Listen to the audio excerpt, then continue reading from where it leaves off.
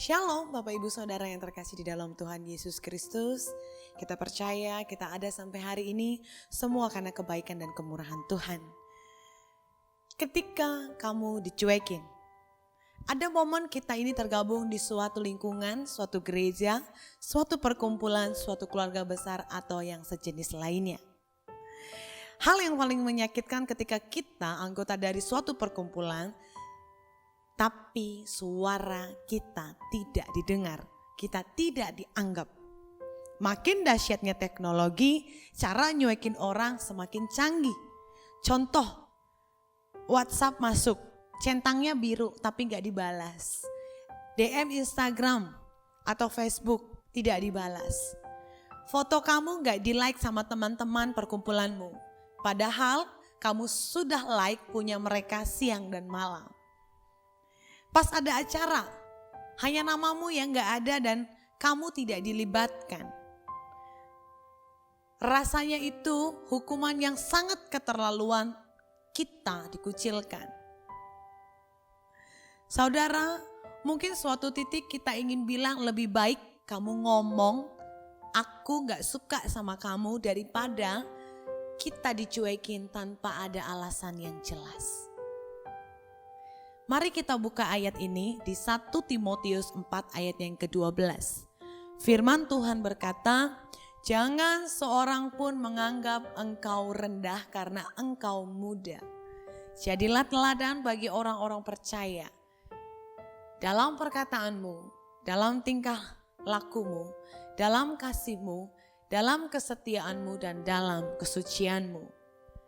Saudara, ayat ini bukan berlaku hanya bagi kita yang muda, tapi bisa ke arah kita yang masih muda di dalam pengalaman. Baru dalam suatu perkumpulan atau belum lama dalam suatu jabatan dan sejenisnya.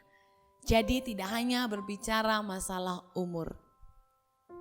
Saudara, ayat ini mengatakan, jadilah teladan dalam perkataan, dalam tingkah laku, dalam kasih, dalam kesetiaan, dan dalam kesucian. Mungkin saudara hari ini dicuekin. Bukannya kamu balas dengan tindakan buruk, tetapi kamu tetap berkata sopan kepadanya. Tetap melike statusnya dan tetap komen yang baik kepada postingannya. Pas ketemu tingkah laku dan bicaramu tetap baik. Kamu gak balas, kamu tidak bersikap buruk.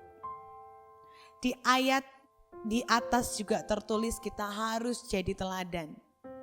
Jadi teladan berarti kamu harus melakukan sesuatu. Mulai berkarya, mulai lakukan sesuatu walau orang lain itu tidak melihat. Mulai create sesuatu yang tidak mungkin. Mulai bergerak. Jika orang lain bilang kamu enggak bisa, kamu lakukan lebih keras. Jika temanmu bilang kamu enggak berhasil, lakukan 2 kali lebih keras. Jika perkumpulanmu bilang kamu enggak mungkin berhasil, lakukan 10 kali lebih keras. Kak Rahel hanya bicara. Mana prakteknya? Kalau bicara itu gampang. Saya tahu apa rasanya itu dicuekin. Ditertawakan di belakang. Diburukin orang karena ketidakmampuan saya. Tidak ada fasilitas. Tidak ada uang untuk support cita-cita saya. Saya tahu rasanya itu. Dulu saya ikut pelatihan worship leader atau singer di gereja. Saya ditertawakan betapa falsnya saya. Saat itu saya menangis. Tapi hanya hari itu saja. Besok saya mencoba lebih giat lagi. Dulu saya pernah mencoba menyanyikan lagu ciptaan saya di depan umum atau di gereja. Waktu itu saya dengan bangganya saya bercerita bahwa video saya sudah ditonton 30 kali loh. di YouTube dalam 1 bulan. Saya pikir itu dulu banyak. Betapa banyak suara yang mentertawakan saya dan suami saya pada waktu itu. Tapi suatu penghinaan bukan alasan untuk kita mundur. Itu juga bukan alasan untuk membalas mereka yang menghina kamu. Itu adalah cambuk untuk kamu lebih giat dan lebih keras lagi. Bapak, Ibu, Saudara, saya pernah tidak diikutkan dalam suatu kegiatan gereja atau organisasi karena ketidakmampuan saya. Padahal itu adalah perkumpulan saya. Jujur, dalam hati saya ingin sekali ikut. Apa saat itu saya tidak merasa diabaikan atau dicuekin? Saya tahu itu. Saya sangat dongkol, saya sangat marah. Rasanya sangat-sangat tidak enak. Tetapi itu yang memicu saya untuk berusaha lebih keras lagi. Jadi peringatan juga buat saya kalau saya belum cukup berusaha dalam meningkatkan diri.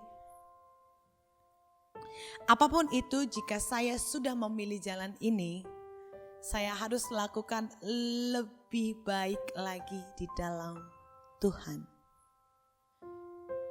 Bagi kita yang sedang dicuekin, saudara dikucilkan atau ditertawakan, biarkan saja mereka.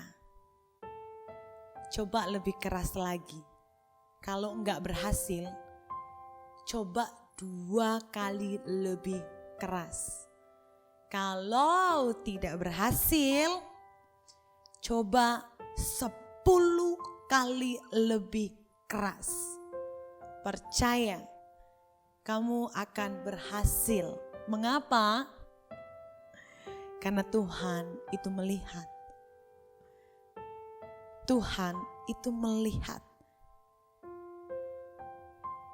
Bapak, Ibu, Saudara, Tuhan melihat anak-anaknya yang berusaha. Dia akan memimpin kamu untuk bergerak, memudahkan engkau, dan mengangkat engkau tepat pada waktunya. Yang percaya katakan amin. Dan Tuhan Yesus memberkati.